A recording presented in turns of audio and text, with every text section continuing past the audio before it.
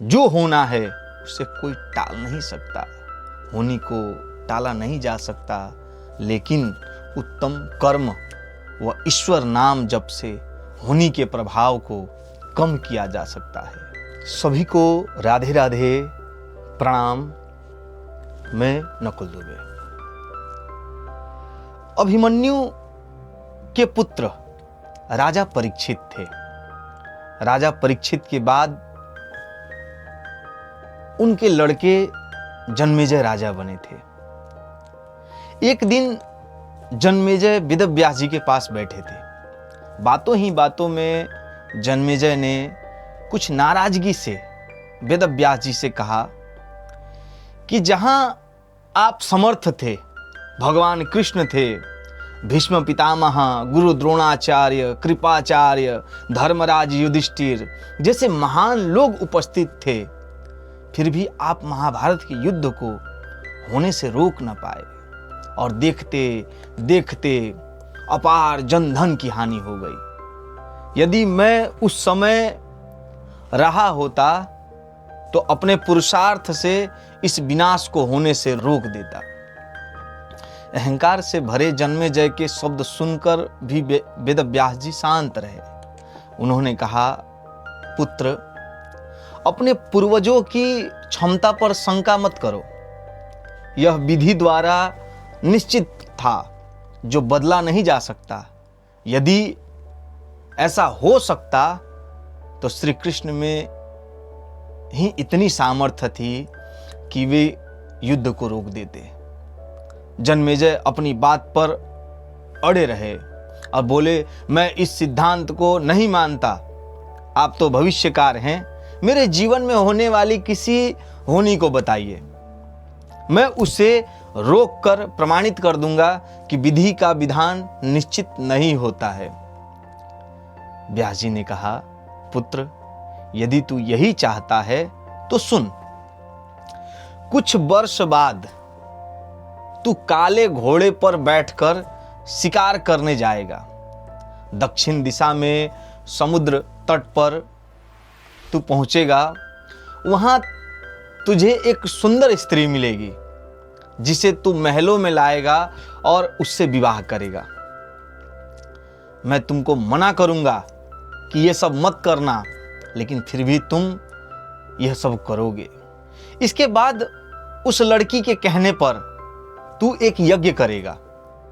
मैं तुमको आज ही चेता रहा हूं कि उस यज्ञ में तुम वृद्ध ब्राह्मणों से कराना, लेकिन वह यज्ञ तुम युवा ब्राह्मणों से कराओगे। और जन्मेजय ने हंसते हुए व्यास जी की बात काटते हुए क्या कहा कि मैं आज के बाद काले घोड़े पर ही नहीं बैठूंगा। तो ये सब घटनाएं घटित ही नहीं होंगी। व्यास जी ने कहा कि ये सब होगा, और अभी आगे की सुन। उस यज्ञ में एक ऐसी घटना घटित होगी कि तुम उस रानी के कहने पर उन युवा ब्राह्मणों को प्राण दंड दोगे, जिससे तुम्हें ब्रह्म हत्या का पाप लगेगा और तुम्हें कुष्ठ रोग होगा और वही तेरी मृत्यु का कारण बनेगा। इस घटनाक्रम को रोक सको तो रोक लो। वेदव्यास जी की बात सुनकर जन्मेजय ने एहतियात बस, सावधानी बस शिकार पर जाना छोड़ दिया। परंतु जब होनी का समय आया तो उसे शिकार पर जाने की बलवती इच्छा हुई। कहते हैं जब काल आता है तो काल अपने आप खींचने लगता है। बलवती इच्छा हुई। उसने सोचा कि काला घोड़ा नहीं लूंगा। शिकार करने की इच्छा हुई जन्मेजय को, लेकिन उसने सोचा कि ठीक है, शिकार करने तो जाऊंगा, लेकिन काला घोड़ा लेकर नहीं जाऊंगा। लेकिन उस दिन अस्तबल में काला घोड़ा ही मिला। तब उसने सोचा कि कोई बात नहीं, अब मैं दक्षिण दिशा में नहीं जाऊंगा। परंतु घोड़ा अनियंत्रित होकर दक्षिण दिशा की ओर जाने लगा। यह देखकर घोड़ा एक समुद्र के किनारे पहुंचा।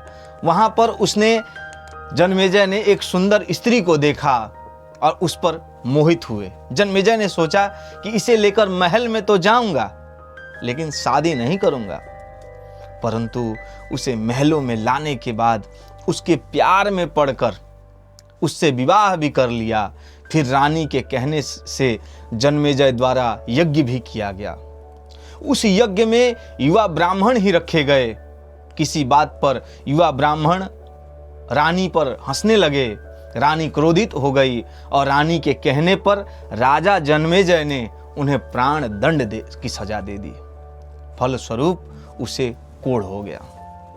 अब जन्मेजय घबरा गया और तुरंत व्यास जी के पास पहुंचा और उनसे जीवन बचाने की प्रार्थना करने लगा। वेद व्यास जी ने कहा कि एक अंतिम अवसर है तुम्हारे प्राण बचाने का। मैं तुम्हें महाभारत में हुई घटना सुनाऊंगा, जिसे तुम श्रद्धा एवं विश्वास के साथ सुनना। इससे तुम्हारा कोढ़ मिट जाएगा। परंतु यदि किसी भी प्रसंग पर तुम्हें अविश्वास किया तो मैं महाभारत का प्रसंग रोक दूंगा और फिर से मैं तुम्हारा जीवन नहीं बचा पाऊंगा। याद रखना, अब तुम्हारे पास एक अंतिम अवसर है। अब तक जन्मेजय को व्यास जी की बातों पर पूरा विश्वास हो चुका था, इसीलिए वह पूरी श्रद्धा और विश्वास से कथा श्रवण करने लगे। व्यास जी ने कथा आरंभ की और भीम के बल का प्रसंग सुनाए, जिसमें भीम ने हाथियों को सूंडों से पकड़कर उन्हें अंतरिक्ष में उछाला। वे हाथी आज भी अंतरिक्ष में घूम रहे हैं। तब जन्मेजय ने अपने आप को रोक न पाए और बोल उठे कि यह कैसे संभव हो सकता है, मैं नहीं मानता। व्यास जी ने महाभारत का प्रसंग वहीं रोक दिया, क्योंकि पहले ही कहा था शंका मत करना। और जब हाथियों को सूंड से उठाकर अंतरिक्ष में फेंकने की बात जन्मेजय ने सुना तो उनको मन में शंका हो गई। वेद व्यास जी ने महाभारत का प्रसंग वहीं रोक दिया और कहा कि पुत्र, मैंने तुझे कितना समझाया कि अविश्वास मत करना, परंतु तुम अपने स्वभाव को नियंत्रित नहीं कर पाए, क्योंकि यह होनी द्वारा निश्चित था।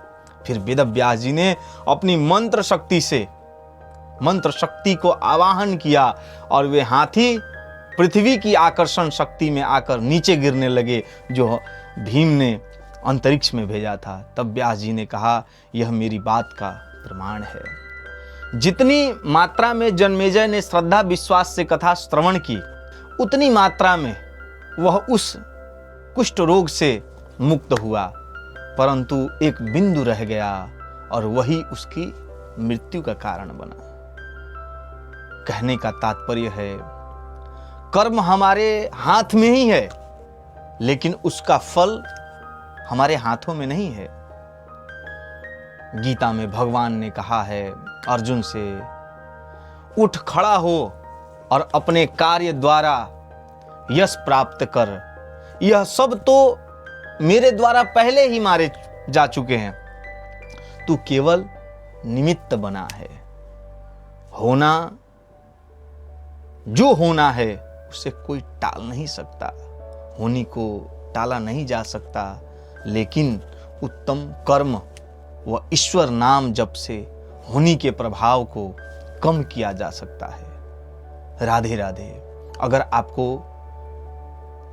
यह वीडियो, यह कथा अच्छी लगी हो तो चैनल को सब्सक्राइब करें, लाइक करें और अधिक से अधिक लोगों तक इस वीडियो को पहुंचाएं, ताकि लोग भी इस धार्मिक आध्यात्मिक चीजों का लाभ उठा सकें। राधे राधे।